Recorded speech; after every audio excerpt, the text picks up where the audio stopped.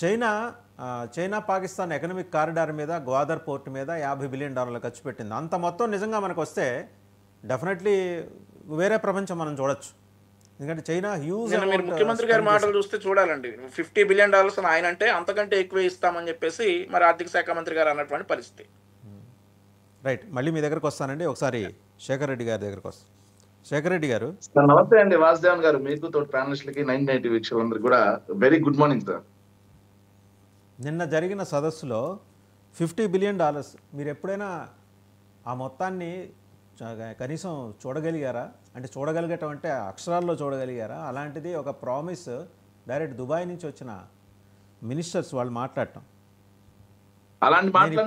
ఇప్పుడే చెప్పా, China Pakistan economic corridor కోసం చైనా $50 బిలియన్ ఖర్చు పెట్టింది. అంటే ఎంత హ్యూజ్ అమౌంటో అది ఇక్కడికి తీసుకురాబోతోంది $50 బిలియన్. సార్ అలాంటి మాటలన్నీ కూడా బాబు గారికి సాధ్యం. అలాంటి పెట్టుబడులన్నీ కూడా చెప్పలేదండి, దుబాయ్ మంత్రులు చెప్పారండి. కైండ్లీ బాబు గారిని దుబాయ్ మంత్రులు చెప్పారు. సార్ బాబు గారిని చూసి అలాంటి పెట్టుబడులన్నీ వస్తాయి సార్.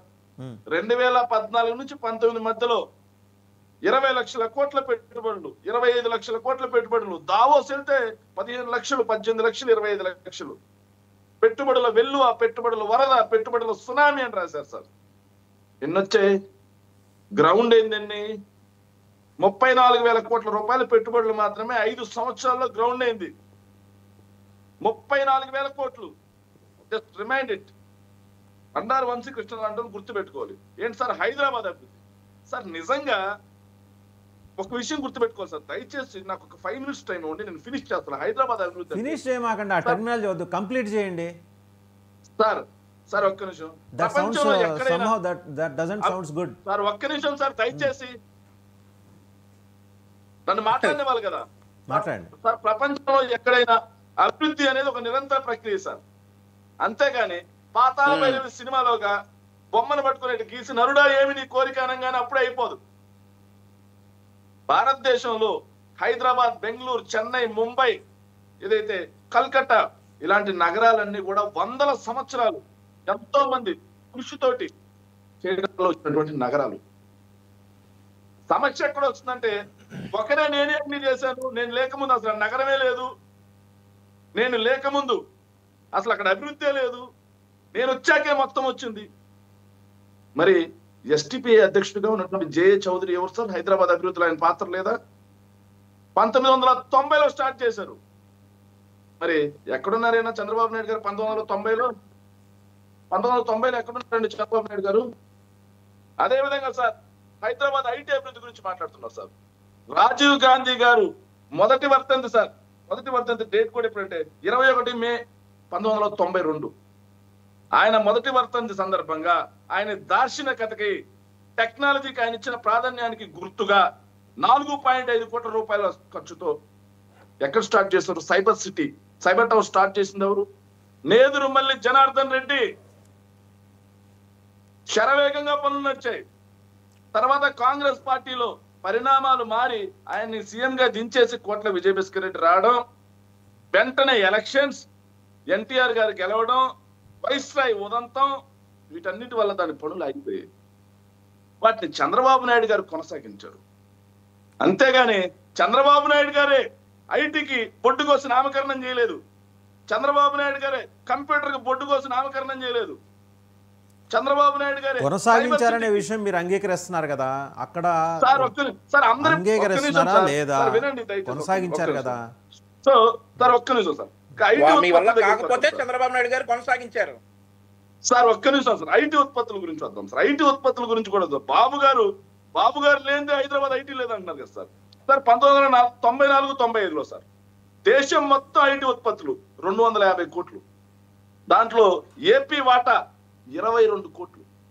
అంటే 9% ఉండేది చంద్రబాబు నాయుడు గారు సీఎం అయినప్పుడు. దేశం మొత్తం మీద వాటా 9% ఉండేది ఏపీ. మరి 98-99కి వచ్చేసరికి, ఆయన 98-99కి వచ్చేసరికి దేశం మొత్తం 575 కోట్లకు పెరిగిందంట సార్ ఇక్కడ మన రాష్ట్రంలో. అది బాబు గారి కృషి అంటారు సార్. మరి దేశం మొత్తం పెరిగిందంత. 3వ స్థానంలో ఉన్న మనం బాబు గారు దిగిపోయడానికి 5వ స్థానానికి వచ్చాం.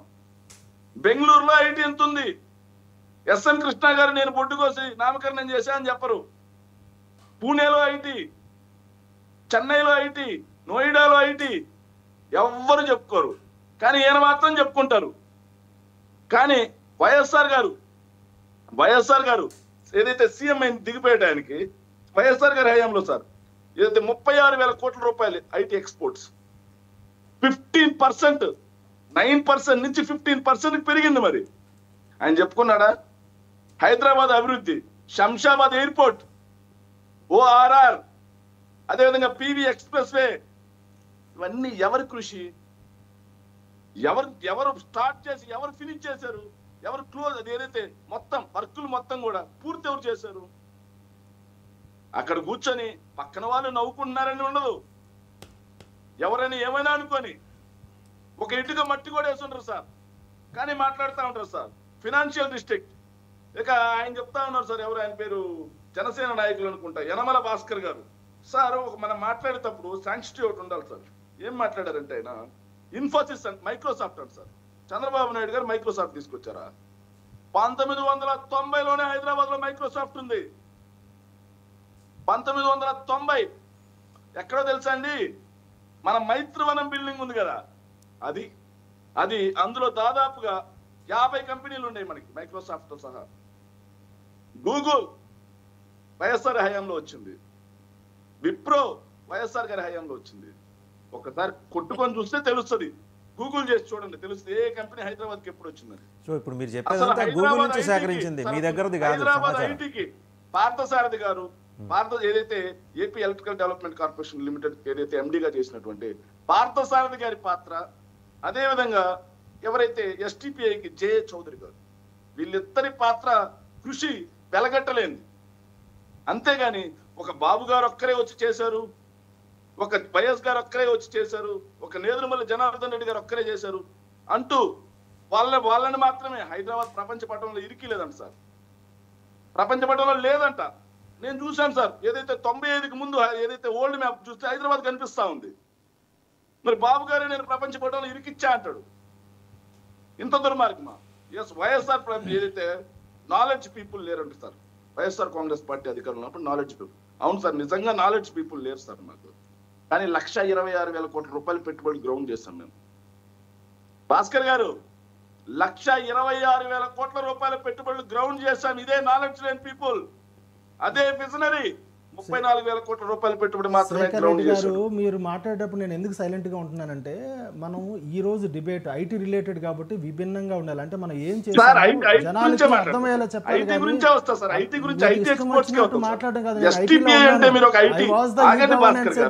మాట్లాడడం కాదు. What I did I know.